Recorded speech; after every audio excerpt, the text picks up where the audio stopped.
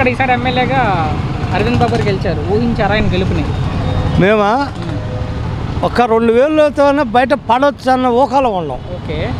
కానీ అనుకోకుండా ఫుల్ మెజార్టీతో మరేంది ఆయన 32,000 మెజార్టీ పోయి 20,000 మెజార్టీ వచ్చిందంటే బాగా ప్రతి ఒక్కరు కూడా సానుభూతి పెరిగింది. ఈయన కూడా ఒకసారి చూద్దాము. ఓకే.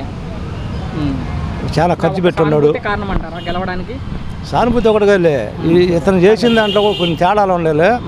కత్తి సౌకర్యాల మీద కత్తి ఎక్కువగా లంచాలు కొట్టడం. గోపిరెడ్డి గారా? ఓకే. దానివల్ల కూడా కొంత దెబ్బ కొట్టిందిలే. అది మరి ఇక్కడ పక్కన పెడితే స్టేట్ అంతా వైసీపీ పార్టీ ఓడిపోవడానికి కారణాలంటే జగన్ కూడా చాలా తప్పు ఉంది. ఈ పొలాలు సర్వేలు వేసి గట్టుల మీద పేర్లు వేసుకోవడం, పాస్బుక్లు బొమ్మలు కిట్టో, ఒక్క రాజధాని పని చేయకుండా ఉంటాం, పోలవరం పని చేయకుండా ఉంటాం. లేకుంటే ఈ సర్టిఫికెట్ గెలుచుకునేవాడే.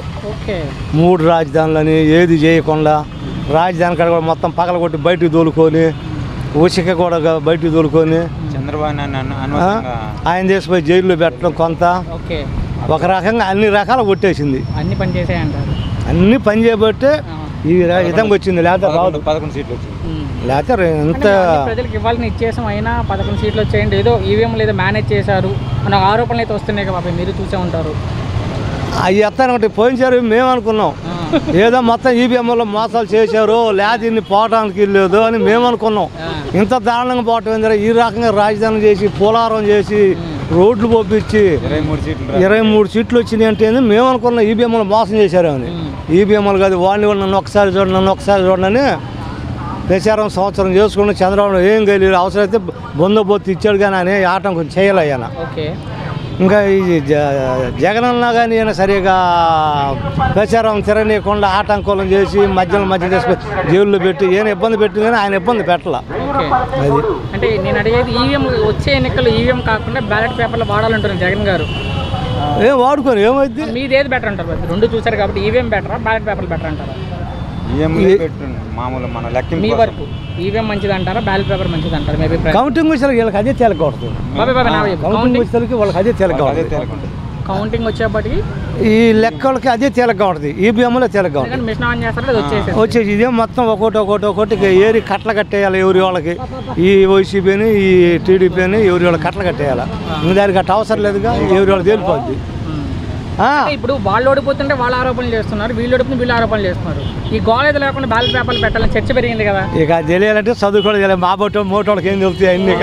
సరే, మరి కొత్త ప్రభుత్వం వచ్చింది, దగ్గరలో అమరావతి ఉంది, ఎలా ఉండొచ్చు అమరావతి? దాని పరిస్థితి ఏంటి మరి? అయితే బాగానే చేస్తాడు అందులో దౌడిపడే పని ఉండదు. చేస్తాడు, కంపెనీలు కూడా తీసుకొస్తాడు, ఎంతమంది కొంతమంది ఉద్యోగాలు కూడా తెప్పిస్తాడు. చల్లగా 2 సంవత్సరాలు పూర్తి చేస్తామని చెప్తుంది ప్రభుత్వం అమరావతిని. ఏమో చేయగలుగుతున్నాం మనం, ఎడ చెబుతాం, చేయలేడు అని చెబుతాం, చేతలు ఎడ చెబుతాం, చెప్పలేము. పోలవరం కూడా 5 ఏళ్ళ లోపే 4 ఏళ్ళ పూర్తి చేస్తామంటున్నారు. పోలవరం ఈ 2 సంవత్సరాల్లో పూర్తి కావాలి. అయితేనే వీళ్ళుకుంటే ఈ సంవత్సరాలు లాగేయచ్చు. వచ్చే పంట నాటికి అందివచ్చు చెనచిక్కర్ నీళ్ళు. ఎందుకంటే 70% చేసి ఉన్నాడు లోడ చంద్రబాబు నాయుడు. కానీ జగన్ చేసినట్టే 2 సంవత్సరాలు అయిపోతే 3 ఏళ్ళ బట్టి నీళ్ళు వచ్చాయి. ఆయన చేయాల పని చేయాలి. ఇక్కడ చేయాల్సిన పనులు ఏమున్నాయంటే మరి నర్సరావుపేటలో ప్రధానంగా అభివృద్ధి పనులు చేయాల్సిన పనులు ఇక్కడ మీ నర్సరావుపేట చేస్తుంటే ఏదో ఒకటి పని వస్తానే ఉంటుంది. చేయకపోతే ఏమన్నా ప్రజలు ఎదుర్కొంటున్న సమస్యలు ఏంటంటే ప్రజలు ఎదుర్కొంటున్న సమస్యలు ఏమున్నాయి ఇక్కడ? కొంతమంది ఏమో డ్రింకింగ్ తాగే నీరు సరిగ్గా లేదంటున్నారు, డ్రైనేజీలు అంటారు. అట్లా మీకు తెలిసినవి నాకు అసలు ఏం తెలియదు. ఆయన తాగోడు కాదు, అసలు పడిచున్నాడు కాదు. మంచి నీరు నేను చెప్పేది. మంచి నీళ్ళకి కోడలు ఎప్పుడో చేసిండు. నర్సరావుపేట అసలు కరువే రాదు నీళ్ల గురించి మాత్రం. కోడలు చేసిన రాగిపాడు అవతల నగరకల కొండల కాడ చెరువుకి కొన్ని 2-3 తరాలు జరిగిపోద్ది, ఆ చెరువే జరిపోద్ది. ఆ గురించి నీళ్ళ గురించి ఇబ్బంది ఏమో రాదు. మరి కొత్త ప్రభుత్వం వచ్చింది, ఎలా ఉండొచ్చు రానున్న రోజుల్లో? బాగానే ఉంటుంది అనుకుంటున్నాం మేము అనుకోవటం. బాగా చేస్తాడని. మరి పెన్షన్ల ప్రభుత్వం మీద సంతకం చేశారు బాబు గారు. 1 తారీఖు నుంచే ఆ పెరిగిన ఇస్తాడుగా ఇష్యూ చేశారు.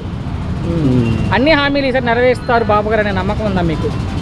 అనుకుంటున్నాం చేస్తాడో మరి చేయలేడో మరి, అంతే కదా. మరి చేయాలి, మనం కూడా కోరుకుందాం, చేయాలనే కోరుకుంటాము. అది అంటే మీ వరకు మీరు నమ్ముతున్నారు ఈసారి? మేము నమ్ముతాం, మేము పూర్తి చేస్తారని. అంటే మేము పార్టీ వాళ్ళం ఎన్నైనా కూడా అది మీ ఇష్టం అండి, పార్టీ మామూలుగా చేస్తాడు. పల్నాడు జిల్లాలో కొంత సెన్సిటివ్ ఏరియా, ఏమైనా గొడవలు జరిగాయి ఎన్నికల తర్వాత? ఇక్కడ జరిగినాయి ఎన్నికలు అయిపోయినా అంటే రిజల్ట్స్ వచ్చాక, ఫలితాలు వచ్చాక పెద్దగా ఏం లేదు. జరిగిన తర్వాత జరిగిన ముందు అంత ముందే జరిగేది.